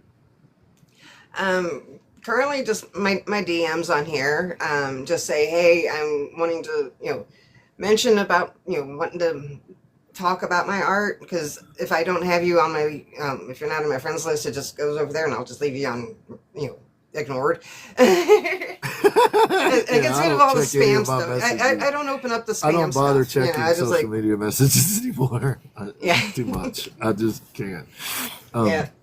So I understand. So are you in the process of turning that into a merch line? Yeah, I'm going to turn I want the Derpy Dragons and my the Dragon Llama, because the Dragon Llama I like on the picture that I had it says mentally disturbed llama next to it. Right on. Right on. 'Cause I'm like, if you're going to be half dragon, half llama, yeah, you're going to be mentally disturbed. Most likely, yes. Yeah. Yes. So But, reach out to her. I was going to say, Go- I've also done I drew this dragon as well. Here. Right on. Oh, very cool. Right on. Yeah, I love it. It looks like a comic book. Oh, and that painting above it was my very first painting that I did on video on TikTok. Oh, wow. Right Nice. on. How cool is that? How cool is that? And then let me show you over here. I have Puff the Magic Dragon Yes. with Little Johnny Draper. And then I did that. I am so thrilled with that. Awesome. I'm like in love with it. This is awesome. It came out nice. Yes. Yeah, and all I did was use a reference picture. Oh, cool. Right on. Right on. And Part of that progression, right? Part of that progression. Yep, and same with that dragon. That is awesome. And I love how I got the fire coming out of it. Yeah, it looks good. Yes. Yes. All right, that's So, awesome. So, are and any of so those available? I folks gotta wanted figure them? out how to get prints. I gotta figure out how to do prints. Right on, right on. So, coming All soon. I have is originals. Yeah, Coming everything's soon. coming She will- soon. Right on, right on. I interrupted you. I think you were about to say something. I was trying to push your merch there, but I interrupted. I know. you. I'm sorry. I was because before I want to make sure that I have time to show you guys this before we end. Yeah. There's two no paintings rush. that. Yeah, well, there's two paintings that are I found out on accident are reactive to my blue light on my light strip or my light strips up here. You found out by accident. Yes. This is going to be awesome. Because basically, I was just sitting here with the lights on blue and all the other lights off, and I noticed that I'm like, wait a minute, that's glowing. What? So, Nice. so Alexa, light off. Okay, so that went off. So and turn this around. Okay, so there's the one piece. Oh, very cool. Cool. That looks like the base of S.A. Artistry's piece. I called it. I did this in 2020, and I call it "Fire on the Mountain" because it looks like Wow. fire Yeah. going up a mountainside. Yeah, I So- can see that. Right on. Yeah, so there's that one, and I'm waiting to do to turn the main light off until you see. Yeah, and then this is the other one. Oh, nice. Now- Very cool. This is my first piece. Do you guys happen to see anything in it, or anyone in it? I do not. Okay, well let me.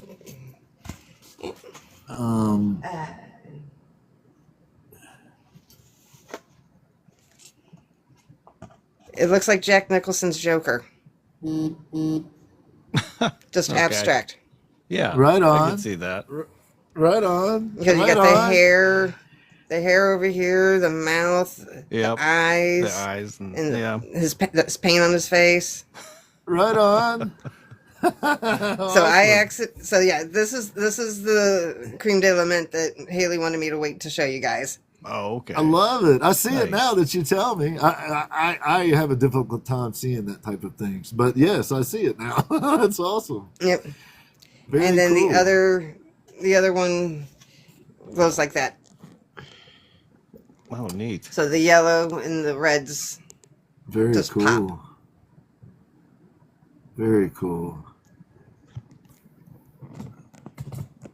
So I mean, he did fall in a vat of chemicals. He did fall in a vat of chemicals, Kira. yeah, That is awesome. Okay, Alexa. That is awesome. light on. So, if you would like to find out more, or you would like to collaborate or commiserate or collaborate, commiserate, or commission, Mama Tegan Dragon is your lady. All you got to do is find Mama Tegan Dragon on TikTok here and go find her in the messenger section of it. And she's not like me. She will answer you back. I will answer back. I will answer you back. So, you now, having been a guest on the Ginn Project show, now have the opportunity. You're one of the people out there that when you put names forward, they move up the list faster. I'm not sure if you realize that or not yet, but you do. Yeah. We look forward to seeing what you come up with, and who you come up with. And I'm looking forward to seeing what you do in the future. Ash, man, what do you think, man? She's okay. I love her work, and I love the community building. I love everything about this lady. So it's just really cool to have you on here. So. Yes. And do you guys remember the movie The Last Unicorn? Oh yeah. Oh yeah. Right Oh, on. very cool. Right on. Abby the Spoon Lady read that book on this platform, actually. Yep. It's the first time I'd Oh, ever wow. heard of it. It's one of my favorite movies. Right on. That's cool. That turned out great. I love That is it. I am very so cool. thrilled with That how is it turned very out. cool. Yeah. The Last Unicorn. How about that? Yep. Incredible. Was there anything that we didn't get to that you wanted to talk about that I didn't prompt you on?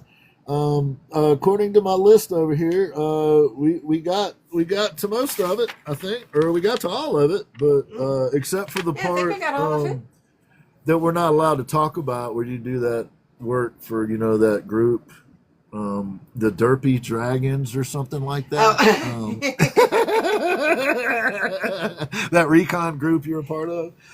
Yeah. I love just saying Derpy Dragons. I mean, it's just flows. It's fun to say. It's very cool. It's very cool. I mean, you can't just go Derpy Dragons. You It kinda can't makes you just do smile. it. Yeah, It makes you smile. exactly, Yeah. exactly. Kinda That's why makes you I'm smile. like, yep. Well, Tegan, thank you so much for being willing to come on the show and for the conversation that we had yesterday. I really enjoyed talking with you. I really dig what you got going on over there, what all of you have going on. I think it's wonderful that y'all all look out for each other, and everybody kind of goes in between the little groups and helps each other out, and is so kind. So you have my number. Should I ever be Yes. of service, you know the deal. You know how to get in touch with me. So thank you so much. Please reach out. And Haley needs to tell us what her favorite color is, so we can get folks to. There it is, purple. All Yeah, right. Dragon Warrior already. I was going to well- say Dragon Warrior already had it. Well, myself and S.A. Artistries both share that same color in common, and green would be my second Hence- favorite. So Hence awesome. this one. That's so cool. Hopefully Eve will get us some screenshots with all the purple dragon or purple hearts in the chat. And usually what I would love happens is it. Eve sends those to me, and then I will forward those to you on our text message thing that we had going there. So thanks to Eve's artistry. She always makes that happen every week if she's still in here. Just in case, I'm going to get one or two just in case. But I believe she's usually on. Thank you, Spurs. Thank you, everyone that came out to support Mama Tegan Dragon. We hope you'd consider coming back and supporting whoever we have on or whatever we're doing next week. We either have a Nope, guest not on. doing it. we either have a guest on, or we do a panel discussion where we try to talk about a topic that might be helpful to the art community. Thank you, Stitch. So thanks everybody for coming in and supporting Mama Tegan Dragon. Mama Tegan, thank you so much. Really enjoyed having you on. I can't wait to look forward to see what you got going on next. And I would imagine we'll see you again here somewhere, somehow. I'm sure. Yep. Ash, you got anything for her before we send her to the gate? I was just going to say the same thing. If you need anything, just contact me. I'll help I will. any way I can. Thank you all so very much. You guys are awesome. You're amazing. Thank you for coming on and talking to us and bringing your crew over with you. And we look forward to seeing what you do next. Thank you so much.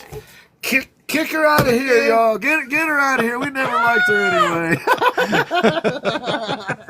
Just teasing. We can't kick her out. Thank you so much to Mama Tegan and all the folks that came over with her. We really appreciate having you here. It was wonderful. She really is a lot of fun, man. I like her a lot. She's really nice. We are gonna switch over to Ashman Basics. This is the part of the show where I mute my mic, and Ashman takes us on a little knowledge journey and teaches us a little. I learn something every week. So thank you, Ashman, for doing this for us. And I'm gonna be quiet now. All right. I didn't think he'd ever shut up. How's everybody doing? Today we're going to be talking about mental health in the arts community on Ashman's Basics. So why is it so rampant? Because the thing is, percentage-wise, it is more rampant in the artist community and creatives than it is the normal sector. Why is that? I think it's because we have an imagination. I think it kind of causes some weird wiring issues, but that's just me guessing. So why does this matter? Why does this matter to the major population of the world? Well, the thing is, we help shape the world. And, when we're not doing well, it's not changing the world the way it should be. So, we bring joy and thoughts and meaning to people's lives as artists and performers, musicians, whatever you're doing. But we also have unique pressures put upon us. So these are things that I think we should talk about. We have economic instability usually as artists because we are working with our hearts. And I don't know about you guys, but sometimes I do a lot of work for free because I want to give. And that's a detriment at times. I've had to learn how to say, no, I think I need to get paid for this. Because sometimes it's hard because you see somebody wanting something and it becomes a part of them in a weird way, and you want to help them. So we're naturally helpers and we want to make people happy. And the irregular income, short-term contracts, freelancing, lack of benefits. I mean, there's another thing, the lack of benefits that we have, create chronic financial stress and uncertainty in our lives. And yeah, we got to get into that too, the healthcare issues that we face as artists, because medical is rough for us. And we have long and unpredictable hours, right? If you watch me, I'm up at night in the middle of the night. I'm a night owl. I work, and sometimes I work for 12 to 15 hours, depending if I get locked in.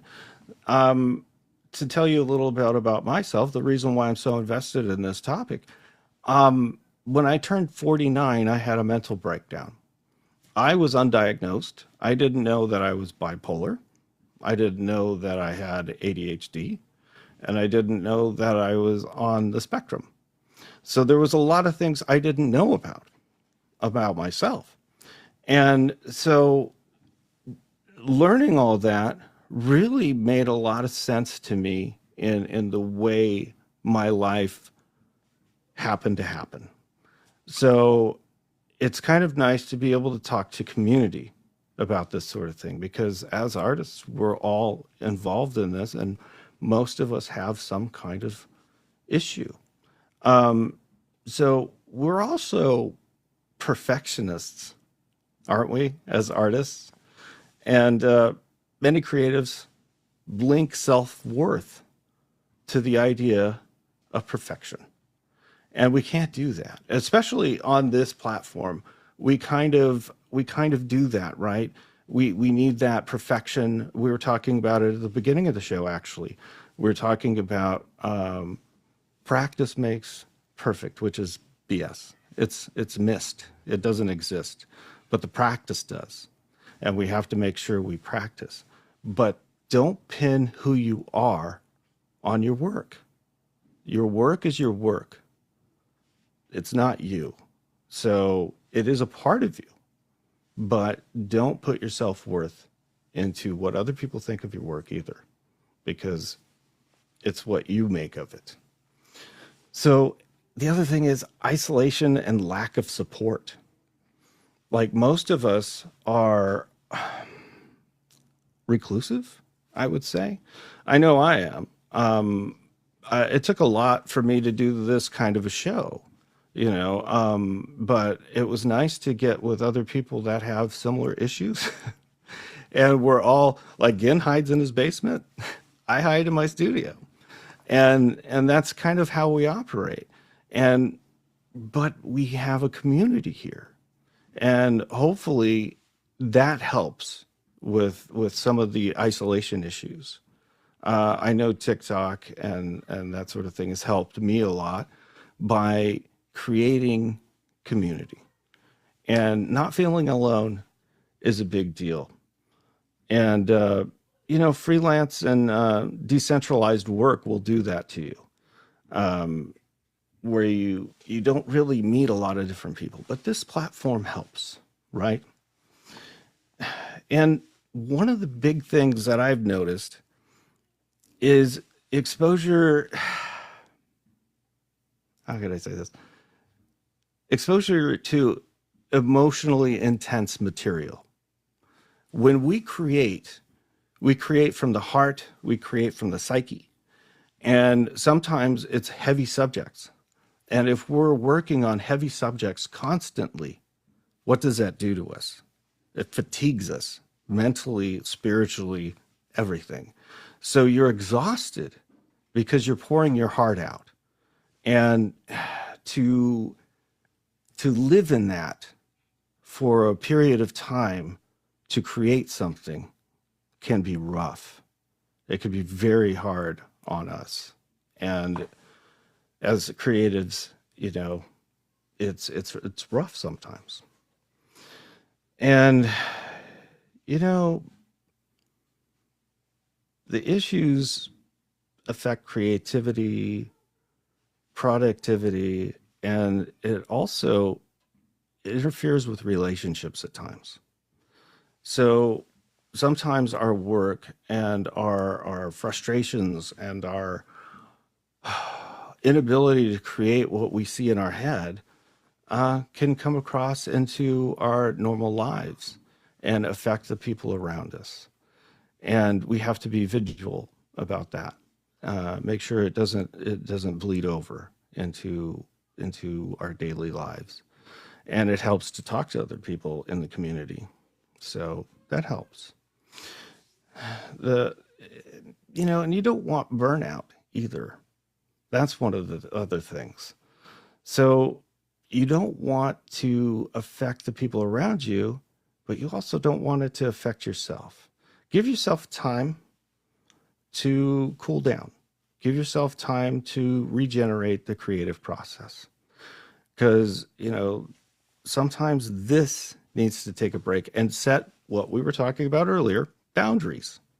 Make sure you have boundaries in place to protect that time you need. Normalize the recovery time and practice some grounding techniques like breathing techniques, relaxation, kind of a Zen kind of a thing. Breathing techniques help. Go on the tubes and check out some of those if you need help with that. And peer support. We all have people around us in this app that we respect and we see as peers. And lean on them once in a while. It's okay. It's not a weakness. It's something we all need. We need people around us. As much as you might think you're a lone wolf, sometimes we need a pack. So, and if you're having issues, I can't stress this enough. I know healthcare is rough and some of us can't afford it, but if you can, there are groups out there where if you look up in your state, you could get some free help. But reach out to somebody or a group and ask for help. Don't suffer alone. Make sure you try, because you're important and you should feel important.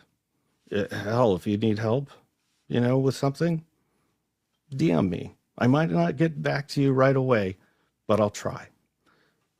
The other thing is, and the last thing is a heavy topic.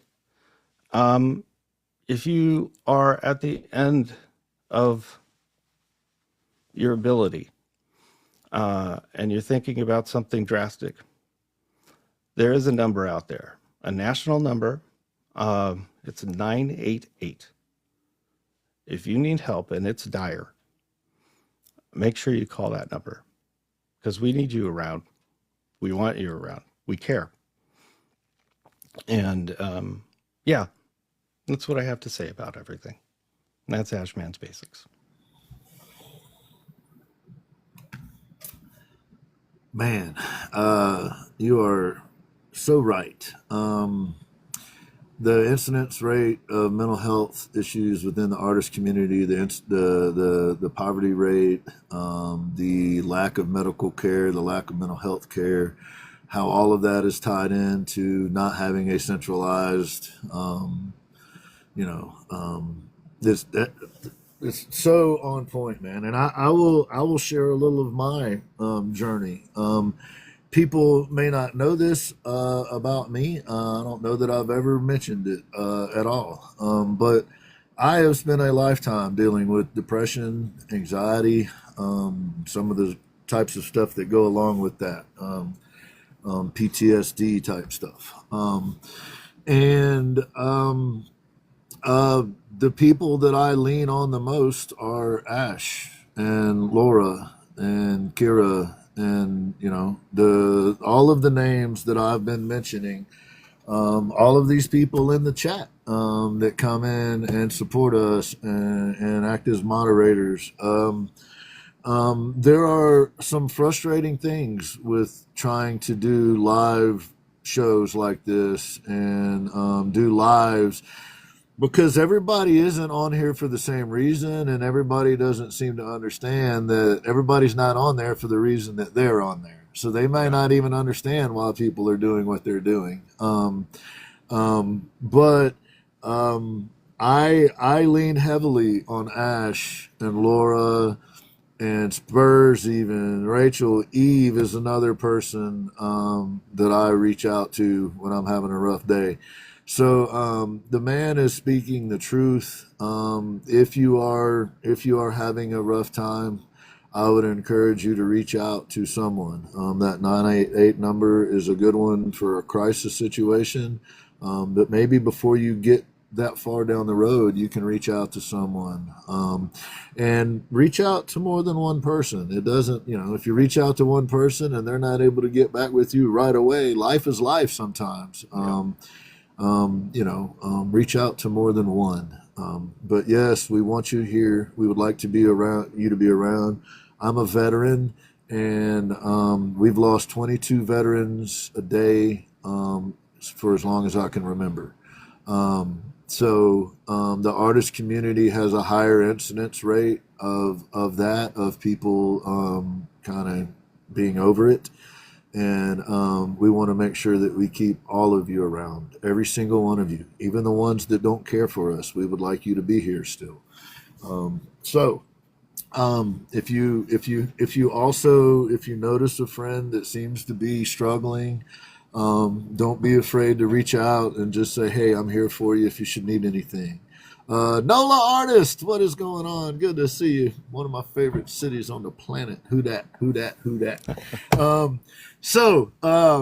Yeah, man, I have spent a lifetime trying to manage the depression thing, and sometimes it's unexplainable, right? I get to work with some of the most amazing people. I get to do a job that I absolutely love. I'm married to the love of my life, but some days are still a struggle. And that's IRL, right? That's how it actually works. We had a great meeting the other day, and I was like fine for a couple hours, and then I was just crushed out of nowhere. I don't know why. It just happens that way sometimes. Brain chemistry. Yeah. And it changes over time too. It's not always consistent, right? That's the other thing. As we age, as our life experiences change, our chemistry changes. So look out for each other.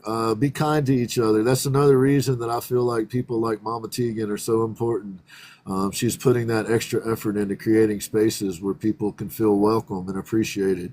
We try to do that here as well. We do have some pretty significant boundaries that we put up to kind of protect the process and all of us. But we do in fact lean on. And in fact, if you are having trouble, please reach out to Mo, because she walked out of the Bank of New York with $9 million, and she could probably help you out with your. No, I'm teasing. I'm teasing. Don't call Mo and ask her to pay your medical bills. Don't do that. I'm only kidding. Yes, but you all are amazing, and the fact that y'all look out for each other, the fact that y'all look out for us, the fact that you care enough to take the time to come support this show. We really truly do this show as a philanthropy project. We really try to once a week put our full faith and effort into supporting a fellow artist on this platform of some type. Or we try to bring you a panel discussion with people that know what they're talking about subjects that matter to the art community. So if you have suggestions for panels you would like us, please send them to the Ginn Project Official at that Gmail spot. We would love to hear them. If you have suggestions for people you would like us to put on the show as guests, your voice does matter. The more emails that we get with people's names on them, the faster it moves them up the list. We only do one interview a week, and the list is long. So you can imagine it could be a year and a half, or some people have waited over a year to be on the show. I mean, there's only 52 weeks in a year. The list is twice that. Right. So it's going to be a minute. But those people whose names get shouted out a lot, like Mama Tegan, she moved up the list really quickly because her community advocated for her and wanted to have her on. So it matters. So please, and for anybody that bothered to stay in here, that is still here, if you will go to the Ginn Project Official at Gmail, the very first person to send anything to that email address, I'll send you a Ginn Project show sticker and a Ginn Project woodwork sticker. Nice. Very first person, Laura's going to let me know who that is, or Rachel will let me know who that is, to send an email to the Ginn Project Official at Gmail and tell us you're still here. The very first person to do that, we will hook you up. If you are not the first person to do it, though, it's okay. Do it anyway, because that will enter you. We're going to do a monthly giveaway. And at the beginning of May, we're going to do a giveaway where we're going to give away some of these stickers and some other merch type stuff. So if you would like to be entered in that monthly giveaway, please send us an email over to the Ginn Project at Gmail, or the Ginn Project Official at Gmail. And we'll get you on that list. It doesn't matter if you're a moderator, if you are Laura and you're the HR department, or if this is the first time you've ever been here. Go over there and leave us a little note and you will be entered. If you're the first one to do that, you'll get a package for today with a few stickers in it. And then in April, we'll do a drawing that has maybe like hat, shirt, something like that in it. And some other merch. So please go over there. It's the Ginn Project Official at Gmail. Drop. All you got to do is just drop a little something in the message section and an email so we know how to get back in touch with you. MC wants a Telecaster. Those are coming soon, sir. Those are coming real soon, believe it or not. I know we've been saying that for 2 years, but we are getting close. We are getting real close. So, Ash, do you have anything further, sir? I think I really like your today. I really like your basics, man. Good job, man. I really appreciate it, man.